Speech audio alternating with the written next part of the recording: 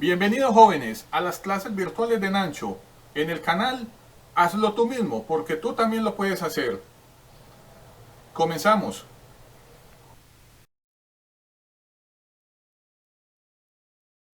Hola jóvenes, en la clase del día de hoy vamos a estudiar los efectos del calor en aquellos llamados los metales sólidos.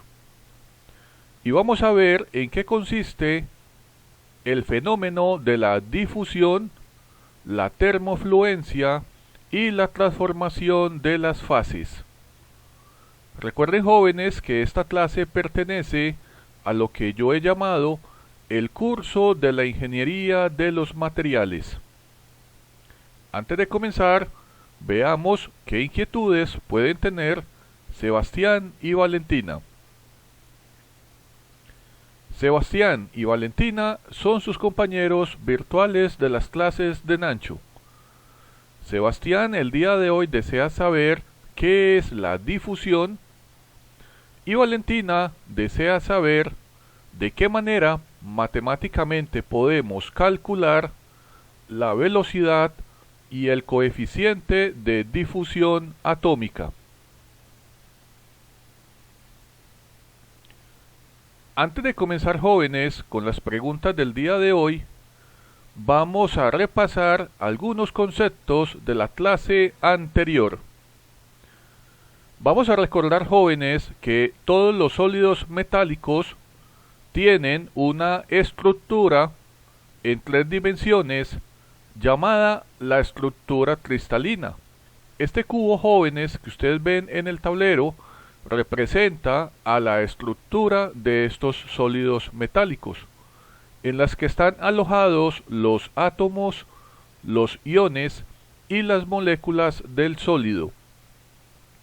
Podemos decir que todo sólido metálico posee una forma y un volumen definido y pueden soportar fuerzas cortantes y recuperar su forma original luego de ser deformados.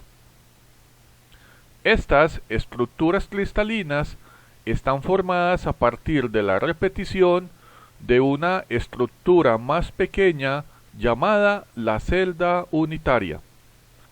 Acá en el tablero jóvenes ustedes pueden ver la forma de esta celda unitaria. Recuerden que aquí lo importante es entender qué valores tienen todas las aristas de esta celda unitaria, en este caso la arista A, B y C, así como también conocer el valor de los ángulos alfa, beta y gamma. También acá en el tablero jóvenes ustedes pueden ver una imagen del físico francés el señor Auguste Brebeis, quien se dedicó en su vida como científico y físico al estudio de todas las estructuras cristalinas de estos sólidos metálicos.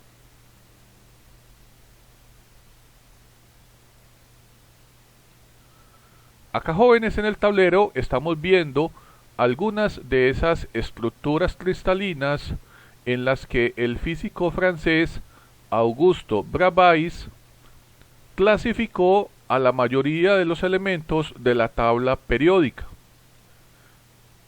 El señor Augusto finalmente demostró que existen únicamente 14 estructuras cristalinas diferentes y él las agrupó en 7 sistemas cristalinos. Estos sistemas se conocen como el sistema cúbico, el sistema tetragonal, ortorrómbico, romboedral, hexagonal, monoclínico y triclínico. Acá en el tablero jóvenes ustedes pueden ver la forma de todos estos 7 sistemas cristalinos. Observen acá en la parte izquierda del tablero tenemos la imagen del cúbico sencillo, el tetragonal sencillo, este que estoy acá señalando, el ortorrómbico sencillo, el monoclínico sencillo. Acá estamos señalando el cúbico centrado en el cuerpo. Observen que acá hay una característica y es que ustedes ven que los átomos están dispuestos en todas las esquinas o los vértices de esta celda unitaria y en la parte media de la celda aparece un átomo adicional y por eso se llama centrado en el cuerpo. Aquí aparece la celda unitaria, la romboédrica. Acá en la parte superior derecha, la ortorrómbica centrada en las caras. Observen que aquí hay una característica y es que en todas las caras de este cubo, ustedes ven en el corte de ambas diagonales, en la parte media de estas caras, aparece un nuevo átomo. Aquí debajo, en la parte inferior izquierda, aparece el esquema del cúbico centrado en las caras, el tetragonal centrado en el cuerpo. Observen cómo está este átomo. Aquí aparece el ortorrómbico centrado en las bases. Observen acá, jóvenes, cómo en ambas bases de esta estructura cristalina, de esta celda unitaria, aparecen en las bases estos dos átomos. Aquí aparece la celda unitaria del monoclínico centrado en las bases, la celda unitaria triclínica, la celda unitaria hexagonal y finalmente la ortorrómbico centrado en el cuerpo.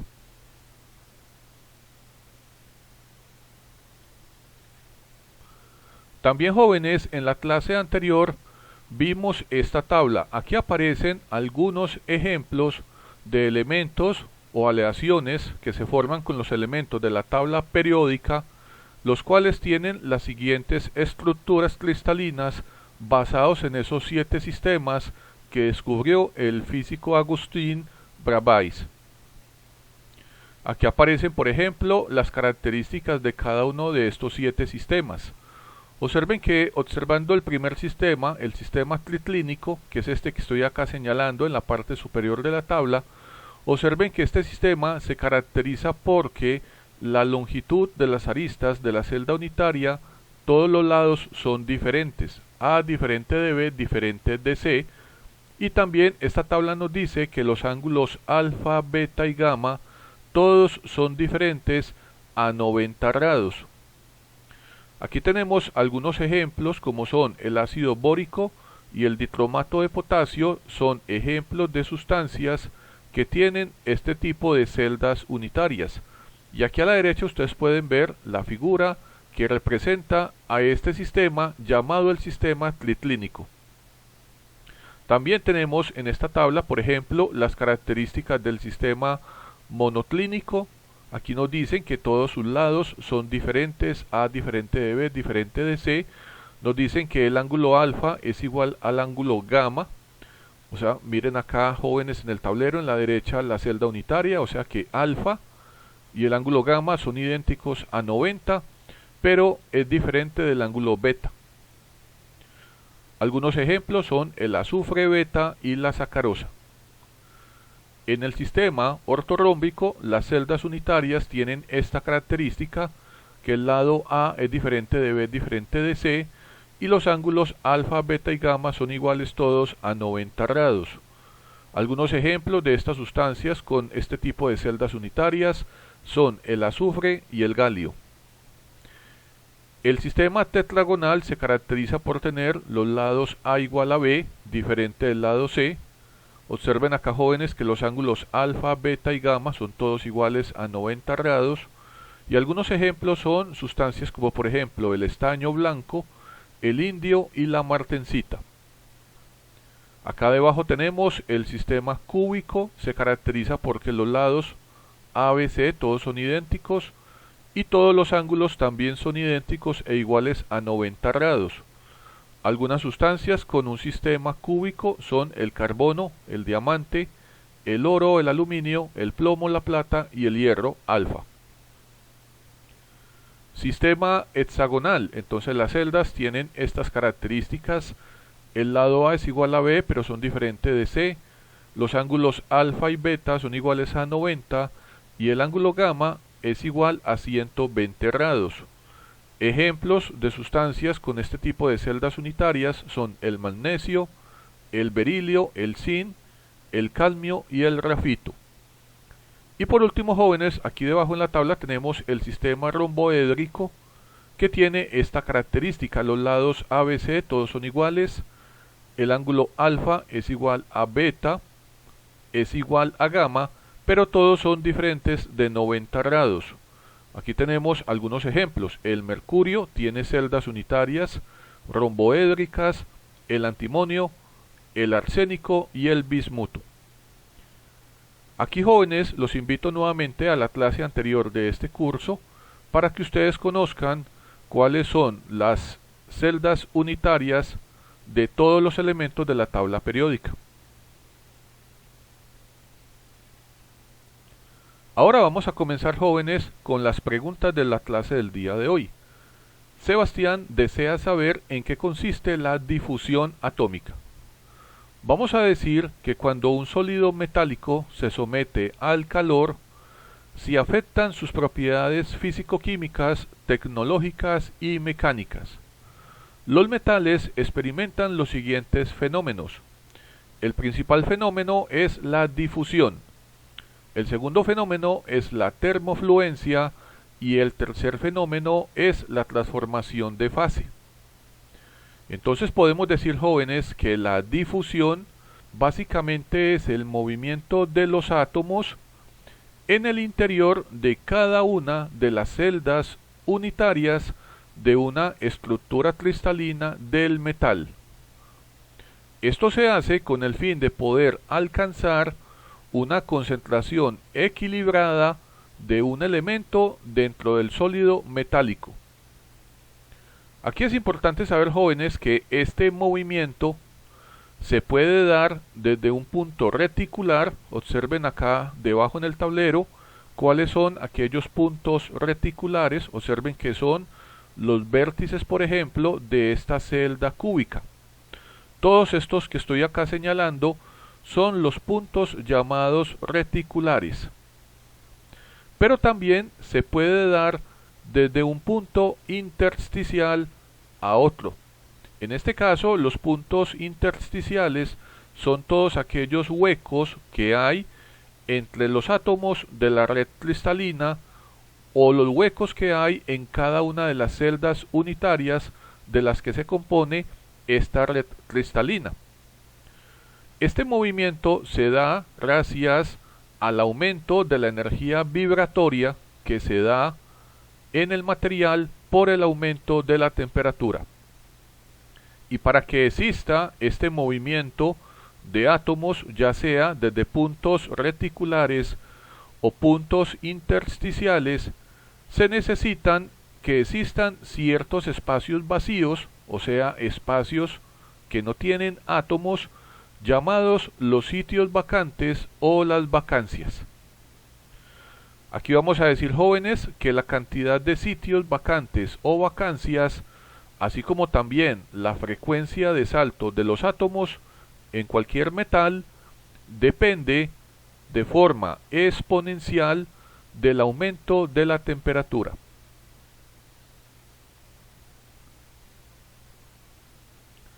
Acá, jóvenes alumnos, en el tablero ustedes pueden ver lo siguiente. Es importante saber que en los metales sólidos existen básicamente dos tipos de difusión. Una difusión que se conoce como la difusión por vacantes o por vacancia y la difusión intersticial.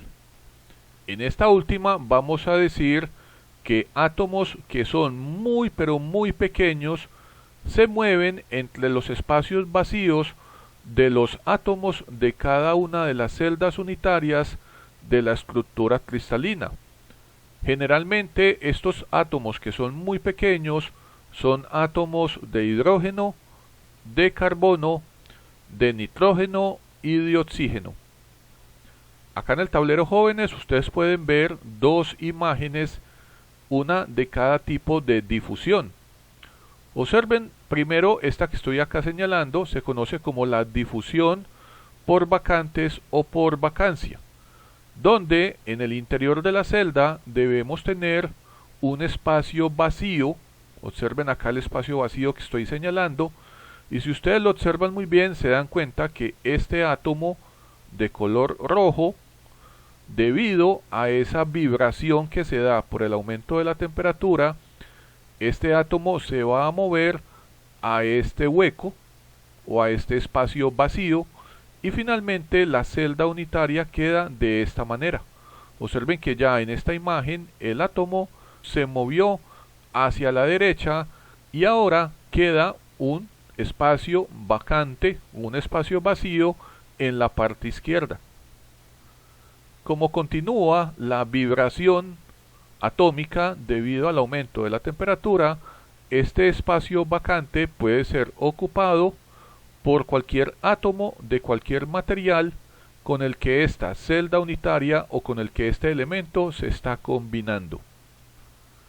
Ahora, en esta imagen donde dice difusión intersticial, observen jóvenes que todos los puntos reticulares de la celda unitaria están todos completamente ocupados, pero aparece este pequeño átomo que estoy aquí señalando y él sencillamente se va a comenzar a mover entre todos estos pequeños espacios, se va a mover hacia la derecha, quedando de la siguiente manera. Observen cómo queda en esta imagen que estoy señalando la celda unitaria una vez que este pequeño átomo se ha movido hacia la derecha por medio de la difusión intersticial. Aquí, jóvenes, es importante saber que el médico, fisiólogo y biofísico alemán, el señor Adolf Eugen Fick, fue quien se dedicó a formular las leyes que actualmente permiten cuantificar el fenómeno de la difusión. Acá en el tablero, jóvenes, ustedes pueden ver una imagen en el lado izquierdo de este biofísico alemán, el señor Adolf Eugen Fick, y acá vemos nuevamente un segundo ejemplo de la difusión por vacantes. En este caso tenemos una aleación monofásica de cobre con níquel. Observen que en esta imagen, en la parte izquierda, inicialmente tenemos 100% níquel, 100% cobre. Aquí apenas vamos a tener inicio a la difusión atómica. Empieza esa vibración atómica por el aumento de la temperatura y luego ustedes observan cómo empiezan a moverse los átomos, por ejemplo, del cobre, empiezan a moverse hacia la izquierda y los átomos de níquel empiezan a desplazarse hacia la derecha, cada uno ocupando un espacio vacante o una vacancia. Finalmente vamos a obtener esta aleación monofásica en la que ya no vamos a tener ni 100% níquel ni cobre, sino que vamos a tener un 100% de aleación de cobre con níquel. Y observen también, jóvenes, cómo quedan organizados todos los átomos tanto del cobre como del níquel y queda una distribución uniforme.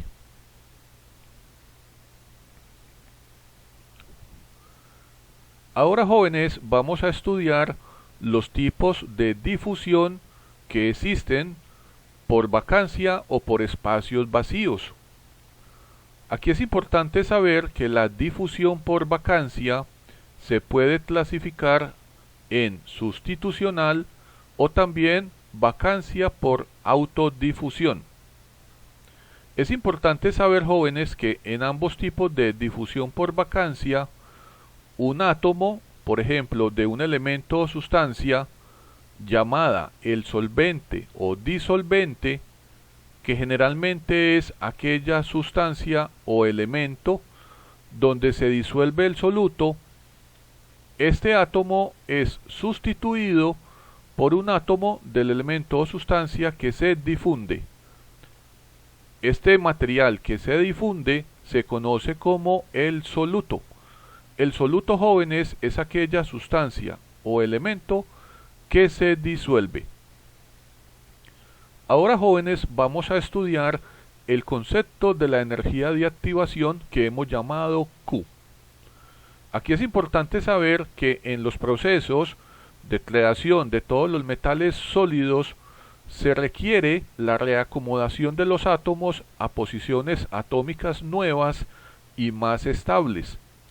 Aquí el material requiere de una energía adicional llamada la energía de activación, que matemáticamente la vamos a simbolizar como Q. Esta energía, jóvenes, la vamos a medir en estas unidades que ustedes ven en el tablero, que pueden ser julios sobre mol o calorías sobre mol. Aquí es importante también saber que el material no almacena la energía de activación. El material simplemente, una vez que alcanza esta energía de activación, la utiliza para el movimiento de sus átomos.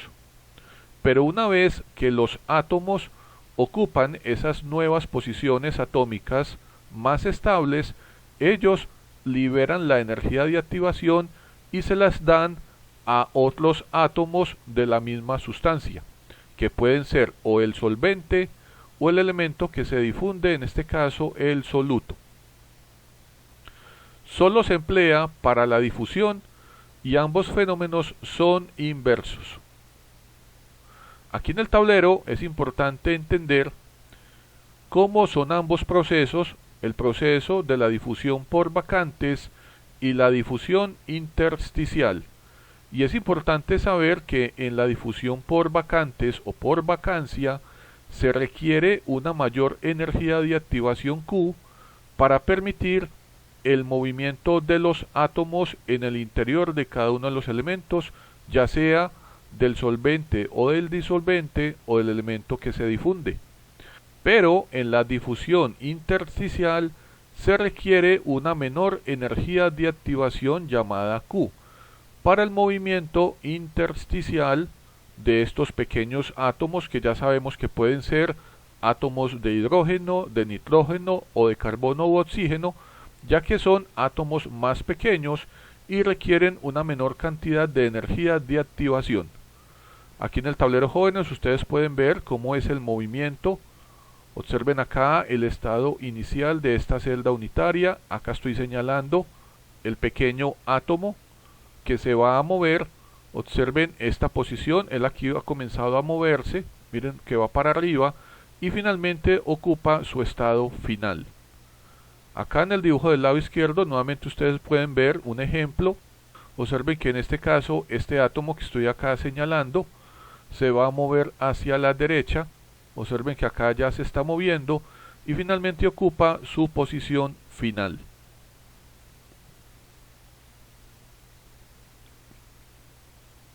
Acá en el tablero, jóvenes, ahora tenemos algunos ejemplos de valores de energía de activación dependiendo del tipo de soluto y del tipo de disolvente que tengamos.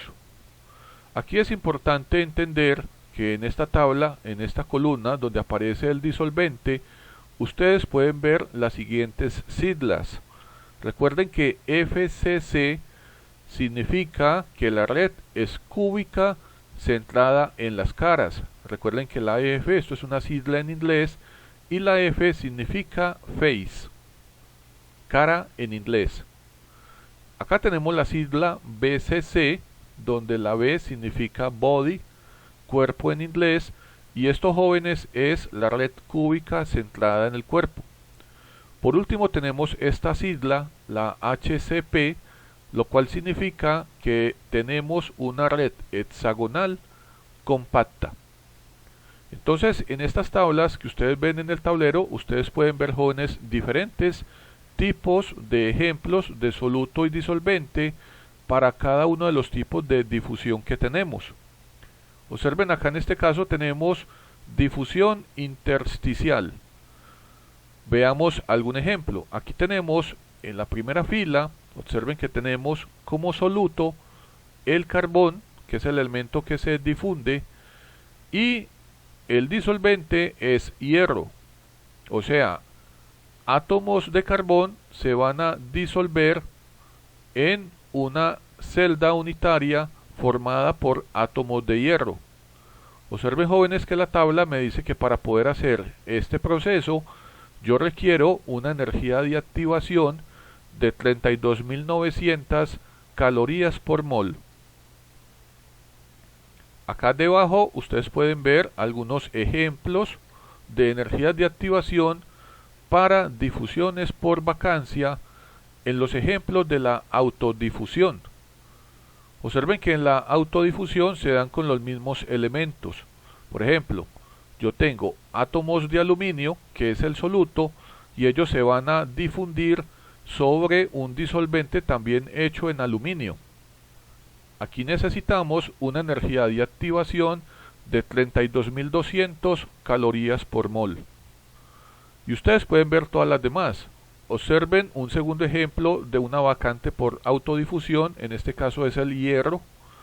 El hierro es el soluto, el disolvente también es el hierro. Necesitamos una energía de activación de 58.900 calorías por mol. Recuerden que en la difusión por vacancia en autodifusión se da en el mismo elemento. Acá en el lado derecho del tablero donde estoy señalando, ustedes jóvenes pueden ver en esta tabla algunos ejemplos de la energía de activación que se requieren en estas difusiones del tipo sustitucional.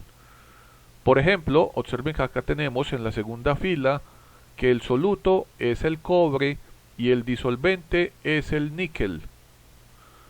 Necesitamos una energía de activación de 61.500 calorías por mol.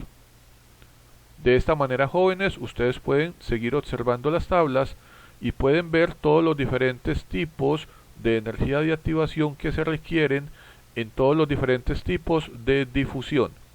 Difusión intersticial, por vacantes autodifusión y por vacantes sustitucional.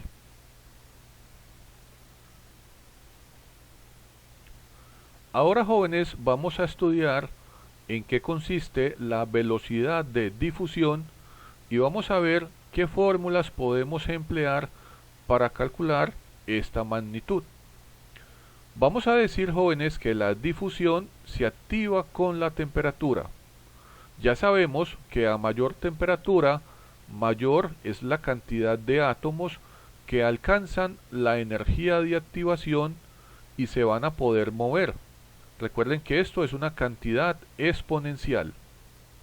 Aquí en el tablero ustedes pueden observar dos imágenes de dos científicos súper importantes quienes dedicaron su vida al desarrollo de esta ecuación matemática, la cual nos permite calcular hoy en día la velocidad de difusión. Acá a la izquierda ustedes pueden ver una imagen del químico sueco, el señor Augusto Arrhenius, quien desarrolló esta ecuación que estoy señalando en el tablero, que dice que la velocidad de difusión es un valor constante por Euler elevado a menos Q, que es la energía de activación, sobre este producto de R por T, donde en este caso, jóvenes, R es la constante de gases perfectos y T es la temperatura a la que se somete el metal sólido. Acá a la derecha, jóvenes, en el tablero ustedes pueden ver una imagen del físico Edward Boltzmann, quien desarrolló esta ecuación que estoy señalando en el tablero, que dice que la velocidad de difusión es igual a esta función exponencial de menos Q, que es la carga de activación o la energía de activación, sobre este producto, K por T, donde este factor K es la constante de Boltzmann, que tiene este valor que ustedes ven en el tablero, 1,380649 por 10 a la menos 23 joules por grados Kelvin a una potencia de menos 1. También acá en el tablero les dejo a todos los diferentes valores de la constante de gases perfectos.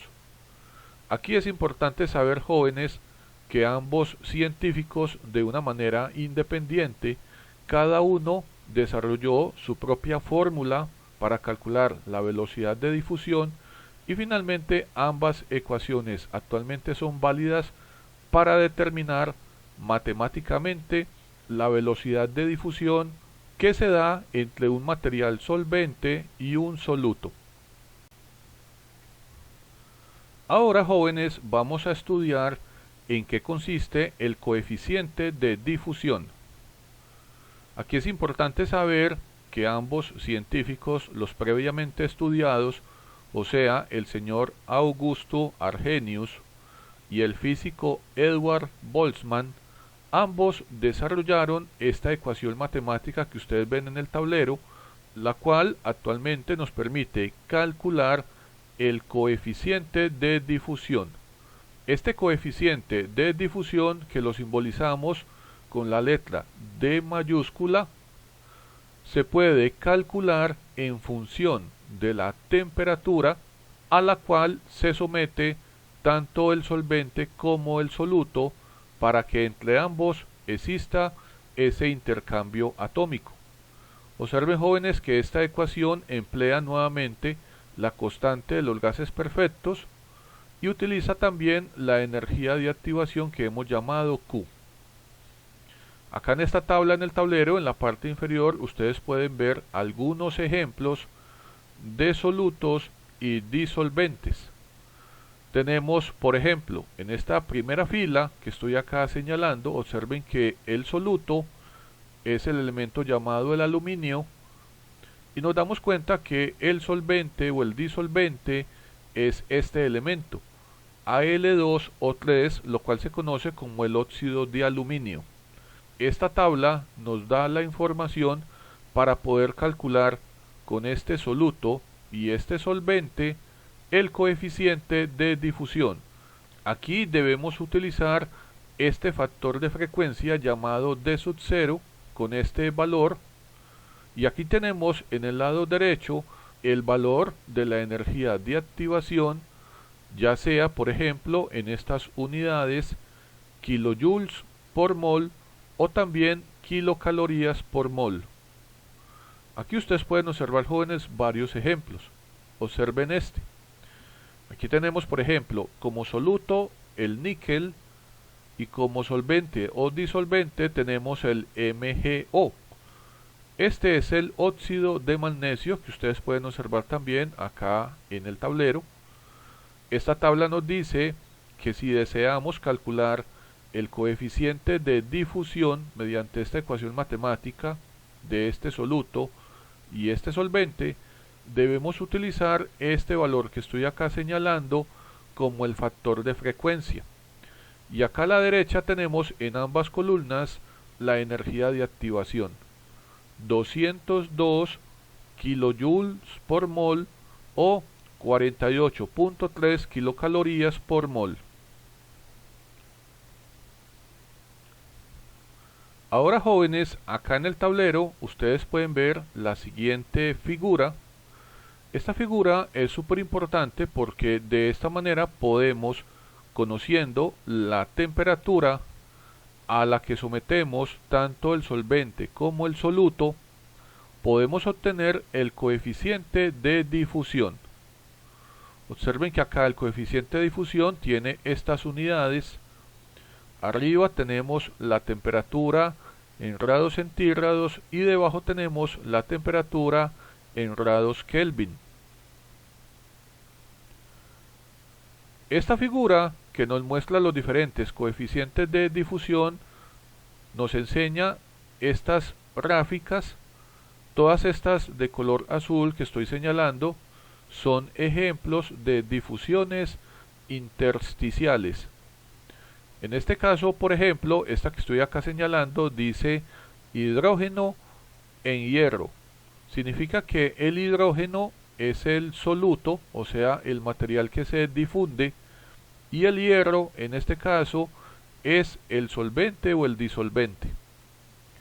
Entonces, aquí básicamente para poder obtener el coeficiente de difusión en este tipo de intercambio atómico, lo que debemos hacer básicamente es señalar el valor de la temperatura, dibujar una línea vertical desde la temperatura hasta que se toque esta línea, y luego nos vamos a mover, jóvenes, hacia el lado izquierdo, y de esta manera obtenemos el coeficiente de difusión para esta temperatura, siempre y cuando tengamos como soluto el hidrógeno y como elemento solvente o disolvente el hierro.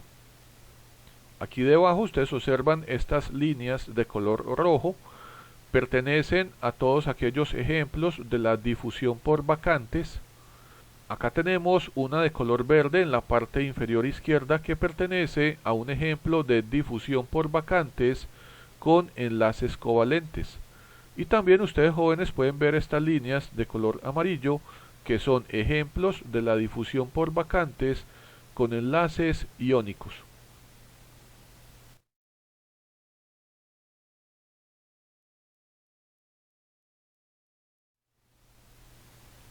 Ahora vamos a ver una de las consecuencias de la difusión, aunque también esto es un fenómeno ocasionado por el aumento de la temperatura en los metales. Este fenómeno, jóvenes, se conoce como la termofluencia. Aquí diremos que la termofluencia básicamente es la deformación plástica que es lenta y progresiva que puede sufrir cualquier material debido al aumento de la temperatura bajo un esfuerzo constante. Aquí es importante saber, jóvenes, que la termofluencia se da en todos los materiales, como los metales con estructuras cristalinas que tengan enlaces iónicos y covalentes, aquellos materiales amorfos, como por ejemplo el vidrio y los polímeros, y también en una menor medida en todos aquellos elementos llamados los metales refractarios. Acá, jóvenes, en el tablero ustedes pueden ver esta figura. Esta es una figura que representa la deformación del material versus el tiempo en horas. Y ustedes pueden ver la curva característica, esta que estoy acá señalando, que es la curva de la termofluencia en un metal. Aquí es importante saber que la velocidad de esta curva, llamada la curva de termofluencia, es la pendiente en esta segunda porción. O sea, si ustedes calculan en esta porción que estoy señalando de la curva el valor de la pendiente va a ser la velocidad con la que ocurre la termofluencia. Aquí es importante también ver, jóvenes, que al comienzo de la curva de la termofluencia observamos que tenemos un valor de deformación muy pequeño. Esto es lo que se conoce como la etapa primaria y se caracteriza porque tenemos una velocidad muy baja en el fenómeno de la termofluencia como consecuencia del endurecimiento del material. Luego, acá donde estoy señalando, tenemos una segunda etapa en la curva de termofluencia que se caracteriza porque ya tenemos una velocidad, aunque sigue siendo una velocidad muy mínima de termofluencia, y esta velocidad se da como consecuencia del equilibrio entre los procesos de endurecimiento y los efectos de la temperatura. Y por último aparece esta zona que estoy señalando, que pertenece a la tercera etapa de la termofluencia, donde ya la termofluencia es bastante acelerada, se da el daño inminente del material hasta el momento de la ruptura del mismo o la fractura. Observen que en la tercera etapa de la termofluencia ya la deformación del material es mucho mayor que en la primera y la segunda etapa, hasta un punto en donde se da el fenómeno de la fractura. Acá debajo en el tablero les dejo para todos quienes deseen investigar y profundizar un poco más en lo que es el fenómeno de la termofluencia, la norma técnica para elaborar diversas pruebas de termofluencia. Es la norma, la ASTM, la E2241. Ahora veamos la segunda consecuencia del fenómeno de la difusión. A esto se le conoce como la transformación de fase. Aquí es importante, jóvenes, entender que la transformación de fase en un material sólido depende de la difusión de los átomos a través de cada una de las celdas de las que se compone la estructura cristalina de ese metal.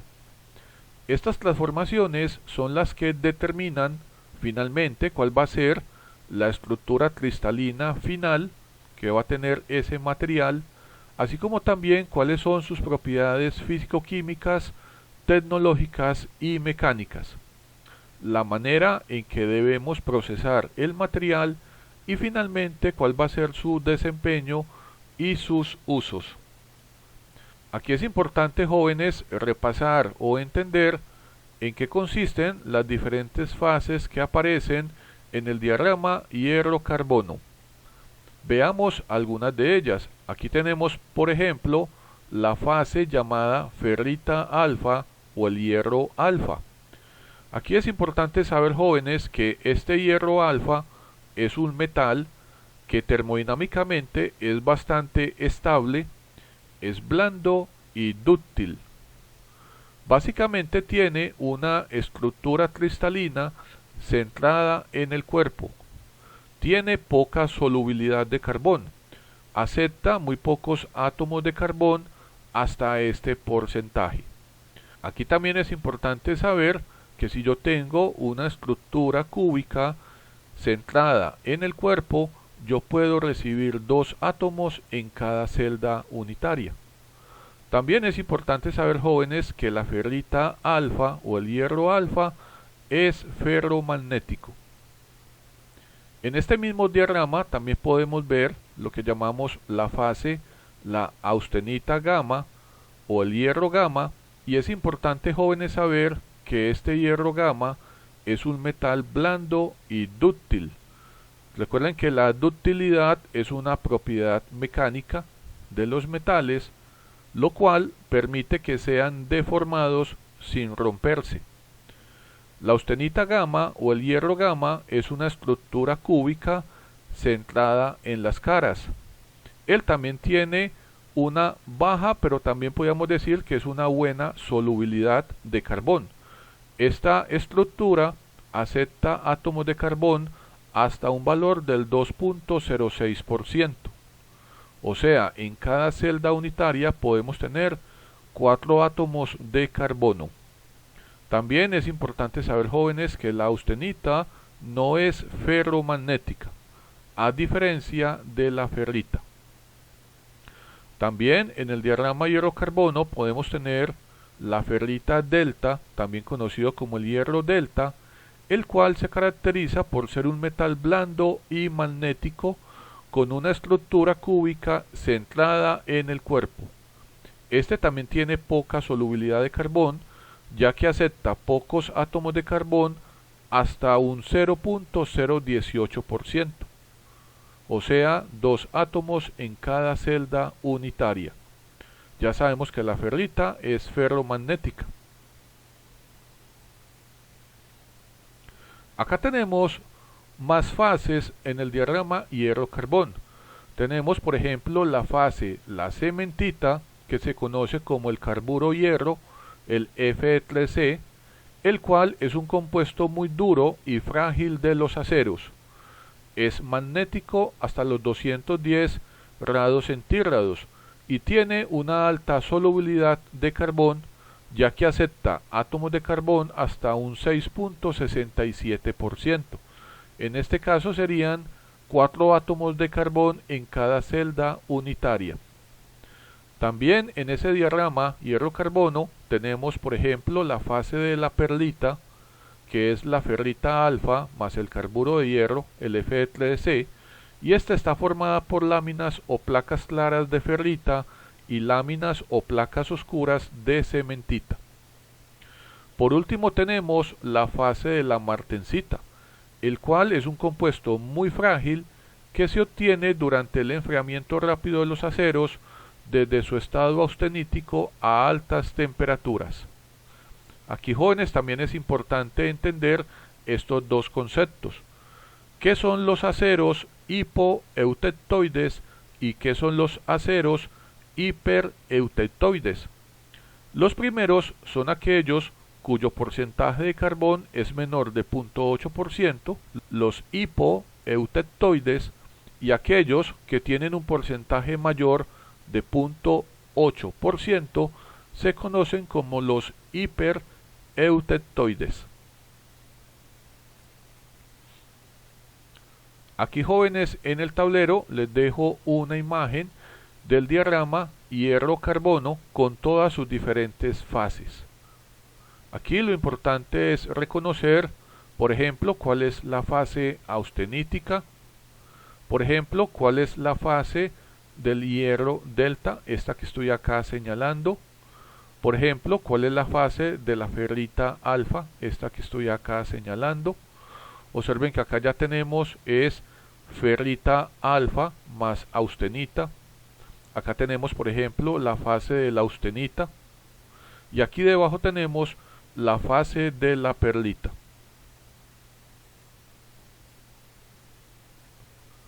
Por último, jóvenes, para finalizar la clase del día de hoy, los dejo con estas bonitas imágenes de cada una de las diferentes fases que aparecen en el diagrama hierro-carbono.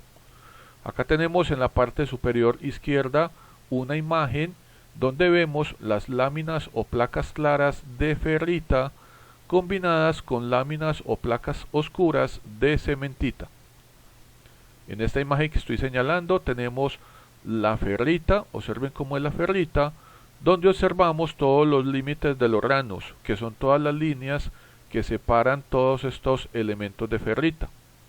En esta imagen que ahora estamos señalando podemos ver la austenita, y si la comparamos con la ferrita nos damos cuenta que los ranos de austenita son muchos más grandes que la ferrita.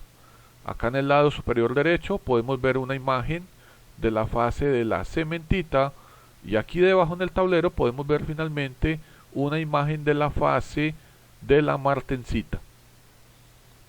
Ahora veamos, jóvenes, qué inquietudes tienen algunos de ustedes. Veo que Sebastián y Valentina han entendido todo. Muy bien, jóvenes.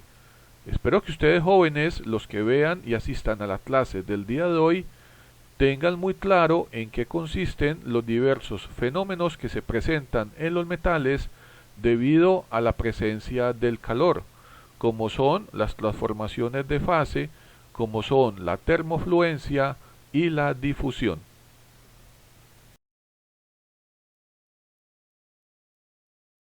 Bueno, jóvenes, hemos terminado la clase del día de hoy.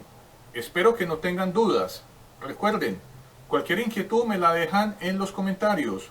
Recuerden suscribirse al canal, dar su like y activar la campanita. Los espero en una nueva clase de las clases de Nancho. Cuídense. Hasta luego.